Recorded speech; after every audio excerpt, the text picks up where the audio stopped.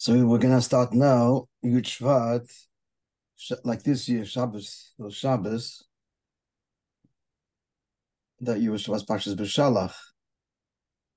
This year also, right? Is it? Yeah. Same kvias. So let's look at, you have the Kuntris, everybody has it. Look at the telegram that the Rebbe sent to Anash all over the world in connection with Shvat. Shabbos Shalom, peaceful Shabbos, Fatzlach Rabba, and great success and from a deep place of delight. And for sure, as brought down in Shulchan Aruch, that there is no sadness. That goes without saying. But that was giving the bracha. There should be mitoich einig, out of pleasure, the deepest delight. So what is where is that tzlacha and the einig and the pleasure and the delight is in all of the inyanim connected with the hilula of Nesiden of Hilula, meaning the Istalkus. And all the inyanim of Shvat. It's not talking about Erevin. Actually, it's talking about the Gamliel, who was the Nasi, and he passed on, and they wanted to revoke his ruling there, but with respect to the laws of Tanesim. At any rate, so the Gemara says there that the goof has to follow the head. The Gamliel being the head. At any rate, the idea being spiritually that the Nasi Adir is the head of the generation, and the body follows. Anoshim, Noshim, V'taf, men, women, and children. Amongst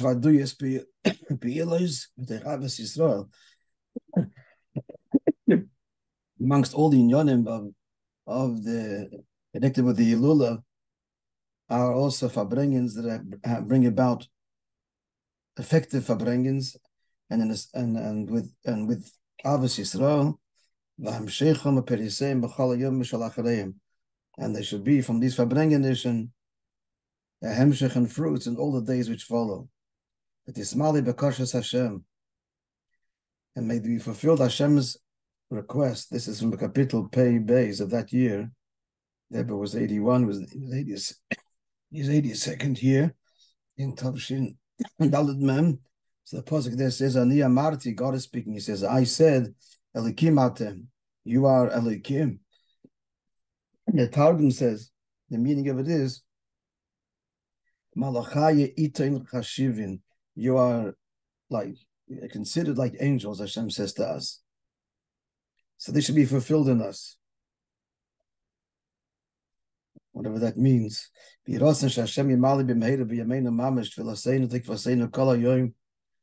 Maybe Hashem's will that He fulfill speedily in our days, mamash, our prayer and our hope that we say every day.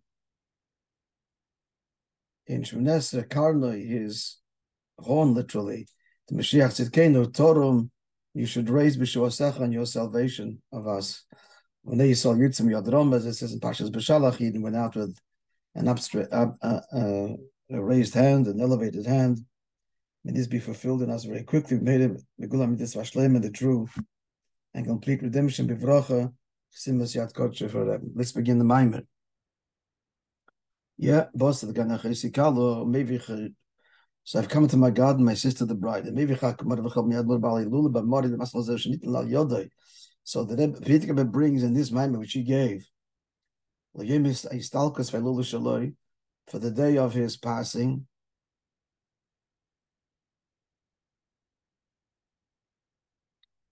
He brings it says in Medrash Rabbah, Hilula is I'm just pausing there because Hilula is the term used in Zohar to describe the passing of a tzaddik. And it means, amongst other things, a wedding. It's also used with a wedding. So Histalkus, which is a time of deep connection. So that's why he's adding Hilula, that Histalkus can be understood literally as departure, but also the Rebbe explains, and actually the very first Maamorim, Bosi, Legani, Histalkus doesn't mean left. What it does mean is a revelation to us that is beyond us, beyond creation. In that sense, it's left, it's nostalgic, it's beyond, because it's beyond creation. At any rate, so the Frierdiker Rebbe in his Maamorim brings this Medrash Rabbi. The Medrash Rabbi says, it doesn't say to the garden, but legani, to my garden. And the Medrash explains the word gani means the gnuni, my bridal chamber. The Malkim Shayke, the place where the Shechina was found primarily at the outset. The Shechina b'tachtonim, so the main Shechina was down here. And the seven sinful generations which enumerated we let the first Maamorim. It starts with the first sin of Adam and culminates with the sinful generation of Mitzrayim before Avraham, or the time of Avraham. So these seven sinful generations caused the Shechina to depart till the seventh heaven. Then they wrote the seven tzaddikim, Maschem Avraham Avinu, starting with Avraham, that Echad Hoya Avraham, the pasuk says in Yecheskel, he was one, alone and unique. He began the process where he drew the Shechina down. And then in succession, the six generations which followed, Ad Sheba Moishe, father and son, all of them, Ad Sheba Moishe Shashvi, till Moishe, who was the seventh. And he adds the Frierdiker Rebbe from another Medrash, and all seven the beloved. But he, the Lamata borders, that he drew the Shechina down to the world. Of course, you all remember this is a strong allusion to our generation, to the seventh generation. And Moshe drew down the Shechina into this world of which there's nothing lower. Now,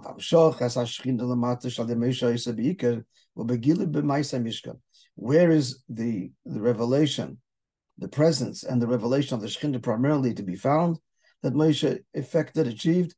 It's in the Mishkan. Which of course was the pasuk says, make for me a mikdash that I will dwell amongst you. I will dwell. I meaning the Ikka, the deepest levels of the Shechina. Where does God dwell? But Mishkan Agashmi, in the physical Mishkan. With Gimel Betesvot Vorm explained this, the 13 or 15. There's different ways to calculate these items that we used to build the Mishkan. Do we include these precious gems? Do we include spices? And different ways to calculate, rendering therefore either number 13 or 15. Do we consider all the dyes one particular? I give you the three explanations to how to cheshbon all of the items, if you recall, for the Mishkan. So the 13 or 15 things, Mishkan, which the physical things of which the Mishkan was made. It means the footnote. Yud Gimbal's in Tanchuma, and Rashi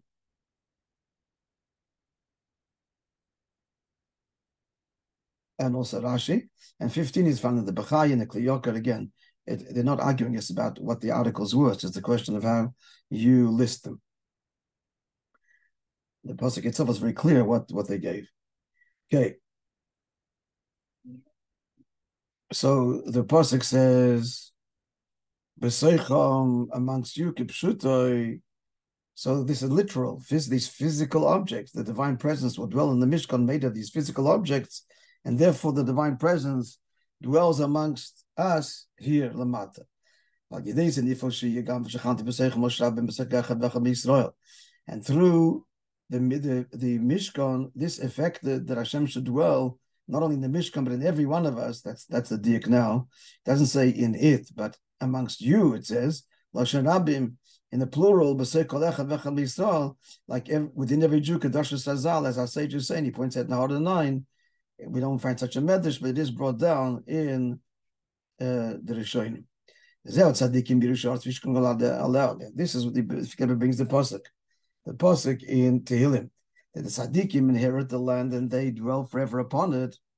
So explains the meaning, the deeper meaning of the pasuk, that David is tzaddikim whatever the tzaddikim lahashkin, to cause to dwell.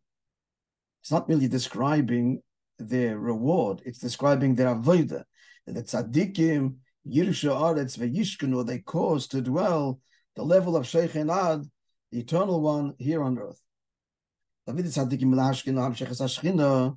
So David tzaddikim is to cause to dwell and to draw and draw down the shchina. What level of the shchina? The loftiest, the b'china sheikh and Maamorim v'kodesh, hinted by the word la'ad. There's alludes to sheikh and Maamorim v'kodesh from the Tefillah of Shabbos and Yom Tov.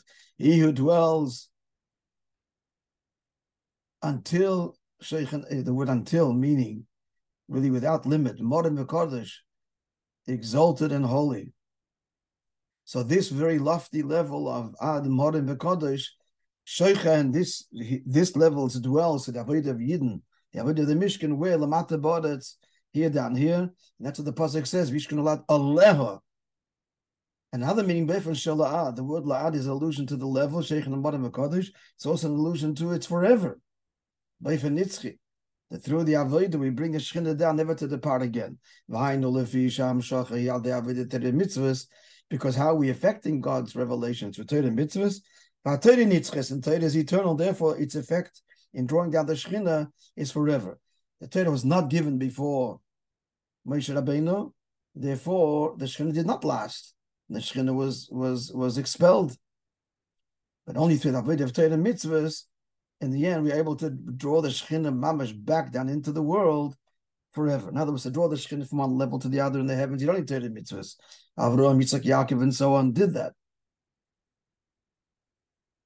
Levi, Kos, Amram.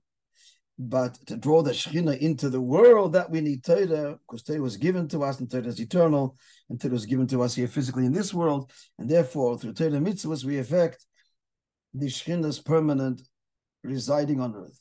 Havaya Yimlich Lenavod Hashem rules, his kingship established forever. Maschil, it all began. It all begins with the Shekhinah which Moishe Rabbeinu did. Shekol Ma'aseh Yidei Moishe Mitzrayim. The Gemara says that everything that Moishe Rabbeinu did is forever and irreversible. So he began that process of drawing the Shekhinah into the world mamash, and we continue it, and that's forever. Now, that's pretty much a summary of the first few Oisias. So in light of this, the teaching of our sages in the pasuk that Hashem plots awesomely against man. So this is the famous Medrash where Adam turns to Hashem and says, "You're blaming me for bringing death to the world, but your Torah, which precedes the world, already has Adam Kiyamas Ba'il, the laws of death and Tum and Tahara. So how's that you blame me when these mitzvahs already exist before?" And Hashem responds in silence. In other words, it's true. And about this, the Gemara says that this is an awesome plot. It's a plot against man. He's framed, as it were, because this is what God wanted. He sinned, true, but ultimately it's part of the divine intent for the great ascent which follows. Moving, it's understood Shazain and Yonah built it. Therefore, here too, the 7 negative things. The first sin of the tree of knowledge. The departure of the Shekhinah that this effected. The only reason this all happened is every descent is only in order to achieve a greater ascent. And what's the ascent that follows in the end? Because at the outset, the Shekhinah was here without avodah, which means it's superficial in terms of its connection with the world. Hashem wants it should be Tial de Avodah the Yisrael, that it should be through our avodah should bring Shekhinah to the world. Therefore, it had to depart. So it's all part of the divine plan.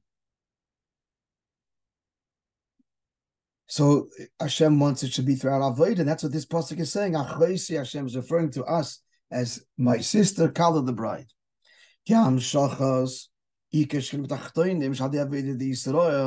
Because when we draw down the Shekhinah through avodah, that is in Nilis Yosef, it's far beyond the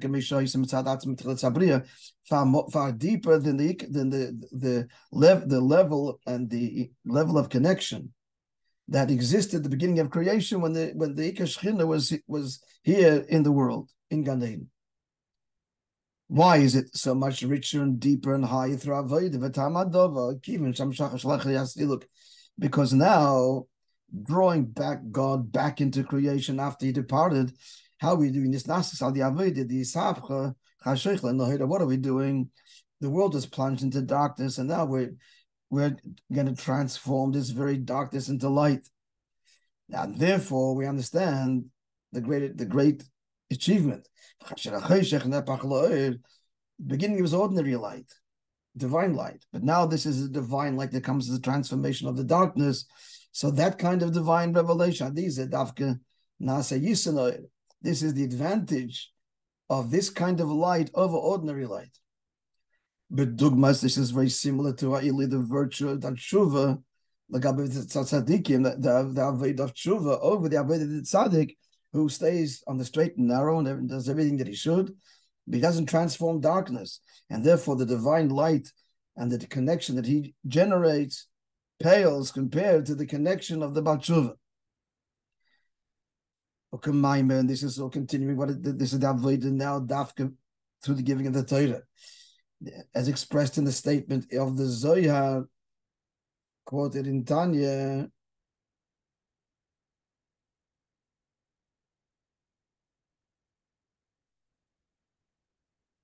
Because there's no such actual explicit statement in the Zohar, even though it's a Lashon Harami, but it's based on passages in the Zohar. And what's the statement? So the statement as it appears here is from the Tanya. When a Jew subjugates the Sitra Achra istalik, he causes, here the word istalik, not departure. Here the meaning is two things. Departure in the sense, yes, that the Ein Sof was above, and now it's departing from there, as it were, and descending lamata. It also alludes to that what kind of level is it? A level that is istalik, it's beyond creation. Follow the two meanings here. Of istalik poshet, that the level comes down, it moves from heaven to earth. Yikar Kutsha Brichu, the glory of God. And what level is moving? A level of istalkos, a level that's totally beyond creation. And that's Yikar Kutsha Brichu, the covet, the glory of Hashem. B'chol Almin, in all of the worlds, this is affected by a Yid through subjugating his Yitzhar, the Sitra Achra. So this is the great Eloi that happens over and above the revelation that was at the outset of creation in the world. Through for subjugating and then transforming, we draw down a very lofty revelation that didn't exist before. Oh, this is a very lofty level. That's why it's called the word istalik again. Istalik means removed, because it's totally removed from creation. That's what we draw into creation. That's why the Lashon is istalik yikar d'kutsha brichu, or not is gala, is revealed, or some other term, to convey what level, a level that is of istalkus, that otherwise naturally totally beyond creation and no connection. And yet through iskafi and ishapkan, to the mitzvahs we do draw into this lowly world, this loftiest level. And that's why the Mishkan is made out of karoshim, of boards. That's the beginning.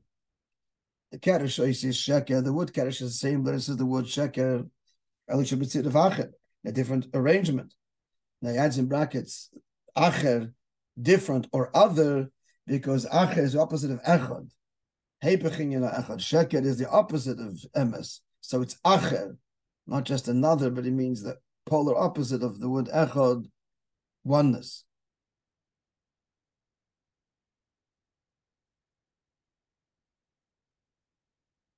As opposed to Hashem Echad. So we have to take this, the lie of the world, and make it the Kroshim of the Mishkan. They make it in Tatzi Shitim Oimdim, standing boards of Shitim wood,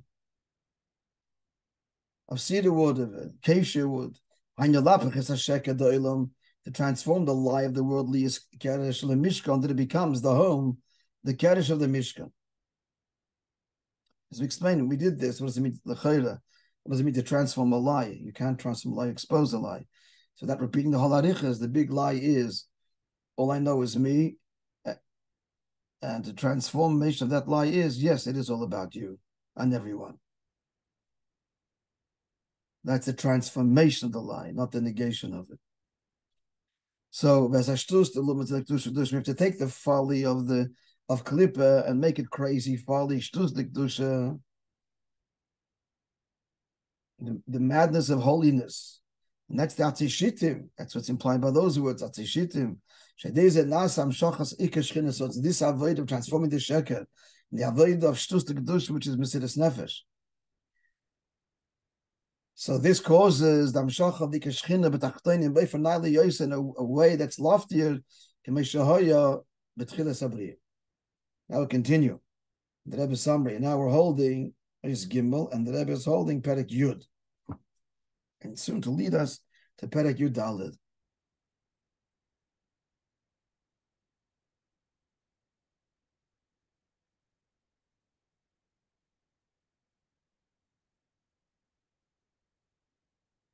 Mamshi ba'mayim Hashem zenikra Yisrael b'Shem Yisrael Tzivus Havaya. So Yidna called Tzivus Hashem, the hosts of God, of the Lord, of God, of Eternal One. We first find that term where Yitzias Mitzrayim, which was all a preparation for Matan Torah. And he's going to explain the meaning. That's the idea of the soldiers in the front line. So it says in the pasuk that it was this very day that Yotzu called Tzivus Havai Meretz Mitzrayim, that all of Hashem's hosts left Meretz Mitzrayim. So Yesh Levai Kesher in Yonim, no, another a beer now. Kisher and Yonim to explain the connection between what? The whole Avodah,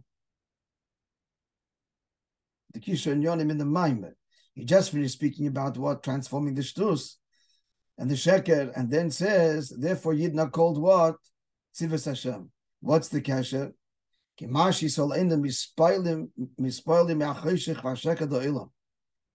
That a Yid is not affected and impressed by the darkness and the lies of the world, not that in the country, he transforms it into Kedusha. How do we do that? You got to be a soldier. That's why the next subject is Tzivus Hashem. To do that and have that resoluteness, and that ability to transform the darkness and the shtus into the greatest light, the shtus, the kedusha. So this is to the avodah of Mesiras Nefesh and Kabbalah Sovel. That's what we call it. Tzvokoi, tzivos, rather loshen chayil, soldiers. That's why when are they called soldiers, which means Mesiras Nefesh? This is connected with the Yitzias Mitzrayim, as he says in brackets, which we just said. When are we called soldiers? Only when we left Mitzrayim. Why now? Because what was the avodah in Mitzrayim? Likewise, all exiles are called Mitzrayim because Mitzrayim means to oppress. Hashem Shem Mitzidas the Yisrael, they oppress Yidden. In Yiddish, they machen eng, Yiddishkeit and Yidden. Eng means restrained, confined. Yiddishkeit and Yidden. So what's the avodah in Golus? How do we get out of Golus? It's only ba'if in the Kabbalah Mesiras Nefesh Dafke. The only way to overcome Golus, Mitzrayim, is Kabbalah Mesiras Nefesh. And that's why they called Tzivus Hashem when they left, because that's how they overcame it. And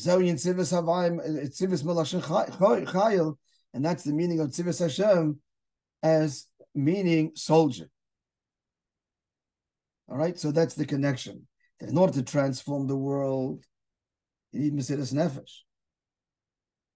And all this is connected to Mitzrayim, because that's what Mitzrayim is. Mitzrayim is the sheker and the shtus, the klippa. So to overcome all of that, you need to be a soldier. Kabbalah Mesiras Nefesh. Mamshich Levaya, and he goes to explain in this ois. Is it this ois? 23. No, beginning of Yud Aleph. We just said Yud. Now Yud Aleph. Mamshich Levaya. The Bashisod Nikra B'Shem Tzivus Havaya. We called Tzivus Havaya. Shari Ein Ze Shem Tzvokos. Here, the Tzivus is not the name which is also used to refer to Hashem. Shem Tzvokos. Shehu Shem Kodesh. That's one of the holy names of Zion Shem Shem Nechot, one of the 7 holy names of God that once written cannot be erased. That name comes much later. The Shem's in Galei Adei Nevi'im was Chana. Chana was the first one to refer to Hashem as the Lord of Hosts. Aval b'Torah and Nizkar Shem Tzvokos, God is not referred to as Tzvokos in Torah. And Nizkar, it's Yidden that are called Tzivus Havaya. We're called the hosts of Hashem. Here, this is not a description. Shem Havaya Tzvokos, where the name Havaya appears before the name Tzvokos. It's a reference to God. It's a description, as it were, referring to God. But that's Tzivus, that's Havaya Tzvokos. But Tzivus Hashem, that refers to Yidden, Koyal Yisrael. Shehem Tzivus Havaya, they are the soldiers of Havaya, Lashon Somoch. Lashon Somoch means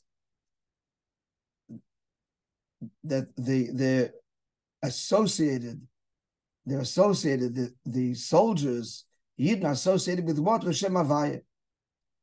Tzivah is nitful L'Shem Havaya, the host, the Yidden, the soldiers, the army is subordinate, and nitful means more than subordinate, it is attached to, it means attached. L'Shem Havaya, to Shem Havaya, he's saying here that Yidden are connected to this, to the level of Shem Havaya. In more detail, so being called Tzivus Havaya means that Yidden in Mitzrayim to Mesiris Nefesh elevated the sparks, and what did they affect? What did they achieve? They caused the divine sparks deeply hidden in Golus Mitzrayim to be redeemed and elevated and ascend and be absorbed in the loftiest of Hashem's name, Shem Havaya. Now to explore this further, the elevation of the sparks. Tzivus Havaya, that Yidden through the Mesiris Nefesh elevate to be incorporated within Shem Havaya. Hine, yeah, but it's falling so far. We're moving through quickly, but we're okay. Yeah. Avoid the Beretz Mitzrayim, be levada l'haisis and tzutzish Mitzrayim. The whole avoid of being in that Mitzrayim is to elevate the divine sparks there. Ervas Mitzrayim is called the nakedness of the land, is the most depraved of all of the nations. That's what the pasuk refers to. Word. These sparks were at the outset completely concealed. In a period. It's all to explain Tzivus Havaya. They were elevating and redeeming these sparks from a state of concealment to Shem Havaya, to the Eibush is revealed as Havaya. Well, he's in the middle of explaining all this. What's the source of concealment? Not Shem Havaya, but Shem Elikim. The Gematria Teva, Elikim is the same numerical value as Ateva, but they're up to 86. Behind the Elikim or Lashon Elikus. Elikim is godliness, but not God. Godliness, as it were. Vorak begematria Teva.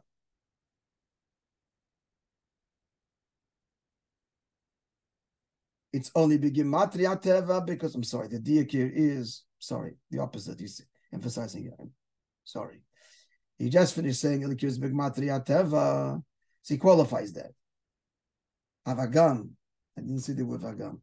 Vagam she'elikim v'loshen elikus. So even though, reset now. I missed that word Vagam. Even though elikim is loshen elikus, meaning godly, v'rak begematria Teva, and the connection to Teva is not obvious in the word only through the gematria. Hainu she'yos elikus hu boy begiloi.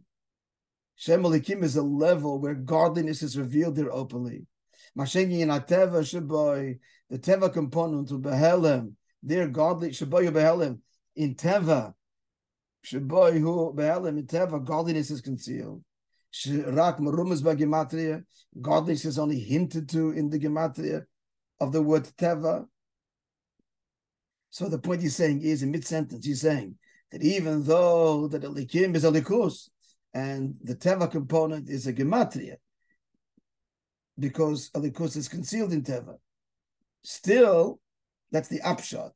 Because Mokim, in contrast to Shem Havaya, who Shoyru Shem Mokal Teva, even though Elikim itself is a divine, it's a godliness, and it's divine revelation, but it's finite, and therefore it's the source, relatively finite. And the source, the root of the source of Teva, Shem Elikim. Shin Yanu Hu Shoyr Elikim Babari Mitzimtzumim.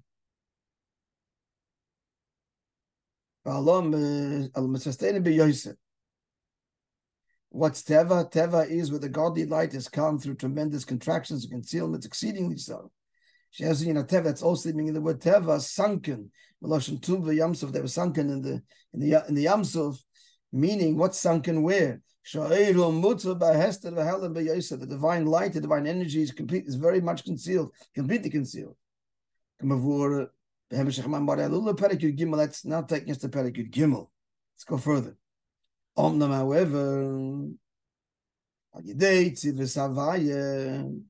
so Yidden Tzivis Havaya, Bit of the Kabbalah soil, because they're soldiers, they have Kabbalah soil Tzivis, Velashon Chayil, meaning soldiers, means also other things, but it means soldiers. So Mizbadim and Itzutzis, Misalim Kedusha, they elevate the sparks, and they elevate the Kedusha. So they break through Shem Elikim on all of its levels. In other words, they go from the state of extreme concealment, and they elevate these sparks to a place where godliness is revealed in an infinite way, unlike Shem Elikim, which begin with this finite. That's Sivas Havai Shalom Mailam Ateva, which means they reveal the Mailam Ateva here in the world. That's how it culminates. Yes, Mitzrayim, miracles. Gilu Shem Havaya. How was that affected through the avodah of Kabbalah Soul and Mesiras Nefesh that the Yidden had in Mitzrayim?